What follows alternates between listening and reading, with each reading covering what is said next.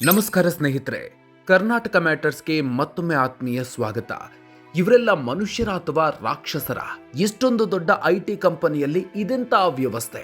ಆಫೀಸ್ಗೆ ಹೋಗುವಾಗ ತಮ್ಮ ಪುಟ್ಟ ಕಂದಮಗಳನ್ನ ಸುರಕ್ಷಿತ ಆಗಿರ್ಲಿ ಅಂತ ಪ್ರತಿಷ್ಠಿತ ಐಟಿ ಕಂಪನಿಯ ಡೇ ಕೇರ್ನಲ್ಲಿ ಬಿಟ್ಟು ಹೋದ್ರೆ ಅಲ್ಲಿ ಆ 2-3 ವರ್ಷದ ಪುಟ್ಟ ಮಕ್ಕಳ ಮೇಲೆ ನಡೀತಾ ಇದ್ದ ಪೈಶಾಚಿಕ ಕೃತ್ಯ ಕೇಳಿದ್ರೆ ನಿಮ್ಮ ಎದೆ ಜಲ್ಲನ್ನತ್ತೆ. ಅಳುವ ಮಕ್ಕಳನ್ನು ಸುಮ್ಮನಾಗಿಸಲು ವಾಷಿಂಗ್ ಮಷಿನ್ ಒಳಗೆ ಕೂರಿಸೋದು, ಶೌಚಾಲಯದ ಜೆಟ್ ಸ್ಪ್ರೇ ತೆಗೆದು ಬಾಯಿಗೆ ಹೊಡೆಯೋದು, ಕತ್ತಲೆ ಬಾತ್ರೂಮ್ನಲ್ಲಿ ಕೂಡಿ ಹಾಕೋದು. ಐಟಿ ರಾಜಧಾನಿ ಬೆಂಗಳೂರಿನ ಪ್ರತಿಷ್ಠಿತ ಕಂಪನಿಯೊಂದರ ಕ್ಯಾಂಪಸ್ನಲ್ಲಿ ನಡೀತಾ ಇದ್ದ ಇಂಥದೊಂದು ಅಮಾನವೀಯ ಘಟನೆ ಬಯಲಾಗಿದೆ. ಹಾಗಾದ್ರೆ ಈ ಪೈಶಾಚಿಕ ಕೃತ್ಯ ನಡೆದಿದ್ದು ಎಲ್ಲಿ? ಈ ಪಾಪಿ ಮಹಿಳೆಯರು ಯಾರು? ಈ ಹಿಂದೆ ಇದರ ಬಗ್ಗೆ ದೂರು ಕೊಟ್ಟ ಉದ್ಯೋಗಿಯನ್ನ ಕೆಲಸದಿಂದ ಕಿತ್ತು ಹಾಕಿದ್ಯಾಕೆ? ಬನ್ನಿ ಇವತ್ತಿನ ವಿಡಿಯೋದಲ್ಲಿ ಇದರ ಡೀಟೇಲ್ಸ್ ನೋಡೋಣ. ವಿಡಿಯೋ ಶುರು ಮಾಡೋದಕ್ಕೂ ಮೊದಲು ನೀವಿನ್ನೂ ನಮ್ಮ ಕರ್ನಾಟಕ ಮ್ಯಾಟರ್ಸ್ ಚಾನಲ್ಗೆ ಸಬ್ಸ್ಕ್ರೈಬ್ ಆಗಿಲ್ಲ ಅಂದರೆ ಈಗಲೇ ಸಬ್ಸ್ಕ್ರೈಬ್ ಆಗಿ, ಹಾಗೆ ಪಕ್ಕದಲ್ಲಿ ಇರೋ ಬೆಲ್ ಐಕಾನ್ ಪ್ರೆಸ್ ಮಾಡಿ. ಏನಿದು ಘಟನೆ? ಕಂದಮ್ಮಗಳ ಮೇಲೆ ಏನಿದು ಕ್ರೌರ್ಯ? ಸ್ನೇಹಿತರೆ, ಇತ್ತೀಚಿನ ದಿನಗಳಲ್ಲಿ ಗಂಡ ಹೆಂಡತಿ ಇಬ್ಬರು ಐಟಿ ಕಂಪನಿಗಳಲ್ಲಿ ಕೆಲಸ ಮಾಡೋದು ಸಾಮಾನ್ಯ. ಹೀಗಾಗಿ ತಮ್ಮ ಪುಟ್ಟ ಮಕ್ಕಳನ್ನು ನೋಡಿಕೊಳ್ಳಲು ಕಂಪನಿಯ ಕ್ಯಾಂಪಸ್ನಲ್ಲೇ ಇರುವ ಡೇ ಕೇರ್ಗಳಿಗೆ ಬಿಡ್ತಾರೆ. ಆದರೆ ಅಲ್ಲಿ ಮಕ್ಕಳನ್ನು ನೋಡಿಕೊಳ್ಬೇಕಾದ ಕೇರ್ ಗಿವರ್ಸ್ ಅಕ್ಷರಶಃ ರಾಕ್ಷಸಿಯರಂತೆ ವರ್ತಿಸಿದ್ದಾರೆ. 2-3 ವರ್ಷದ ಪುಟ್ಟ ಮಕ್ಕಳು ಅತ್ರೆ ಅಥವಾ ಗಲಾಟೆ ಮಾಡಿದ್ರೆ ಸಾಕು, ಈ ಮಹಿಳೆಯರು ಆ ಕಂದಮ್ಮಗಳನ್ನ ಎತ್ತಿಕೊಂಡು ಹೋಗಿ front loading washing machine drum ಒಳಗೆ ಕೂರಿಸ್ತಿದ್ರು.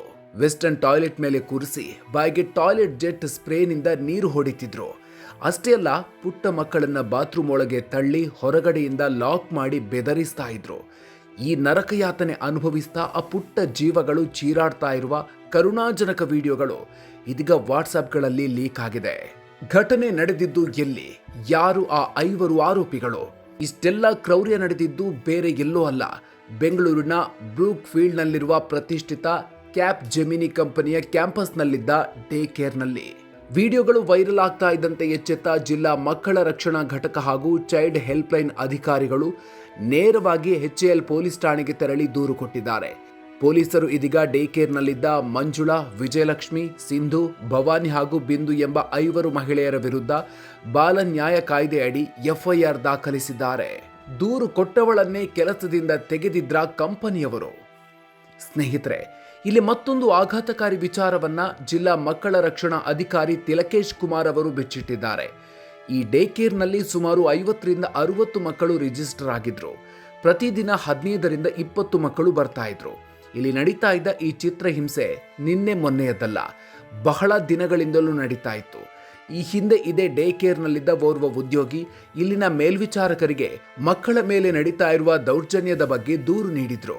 ಆದರೆ ತಪ್ಪು ಮಾಡಿದವರ ವಿರುದ್ಧ ಕ್ರಮ ಕೈಗೊಳ್ಳೋ ಬದಲು ದೂರು ನೀಡಿದ್ದ ಆ ಉದ್ಯೋಗಿಯನ್ನೇ ಕೆಲಸದಿಂದ ಕಿತ್ತು ಹಾಕಲಾಗಿತ್ತು.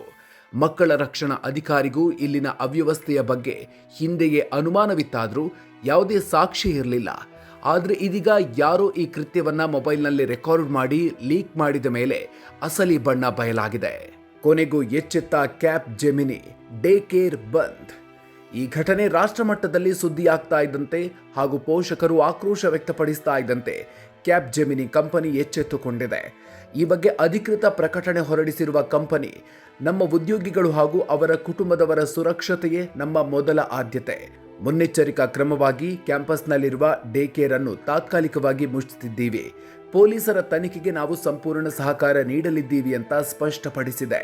ಸದ್ಯ ಪೊಲೀಸರು ವಿಡಿಯೋಗಳ ಸತ್ಯಾಸತ್ಯತೆಯನ್ನ ಪರಿಶೀಲಿಸ್ತಾ ಇದ್ದು ತನಿಖೆಯನ್ನ ಮುಂದುವರೆಸಿದ್ದಾರೆ. ಒಟ್ಟಿನಲ್ಲಿ ಸ್ನೇಹಿತರೆ, ಲಕ್ಷ ಸಂಬಳ ಕೊಡುವ ದೊಡ್ಡ ಕಂಪನಿಗಳಲ್ಲಿ CCTV ಕ್ಯಾಮೆರಾಗಳು, ಸೆಕ್ಯೂರಿಟಿ ಎಲ್ಲವೂ ಇದ್ರೂ ಇಂಥದ್ದೊಂದು ಘಟನೆ ನಡೆದಿರೋದು ವರ್ಕಿಂಗ್ ಪೇರೆಂಟ್ಸ್ಗೆ ದೊಡ್ಡ ಆಘಾತ ತಂದಿದೆ.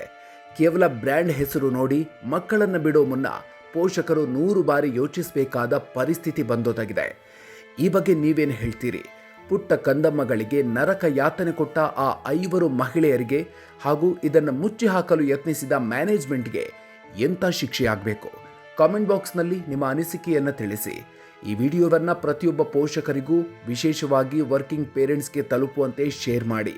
ಇಂಥ ಮಹತ್ವದ ಅಪ್ಡೇಟ್ಸ್ಗಳಿಗಾಗಿ ಮರೆಯದೆ ನಮ್ಮ ಕರ್ನಾಟಕ ಮ್ಯಾಟರ್ಸ್ ಯೂಟ್ಯೂಬ್ ಚಾನಲ್ಗೆ ಸಬ್ಸ್ಕ್ರೈಬ್ ಆಗಿ. ಮುಂದಿನ ವಿಡಿಯೋದಲ್ಲಿ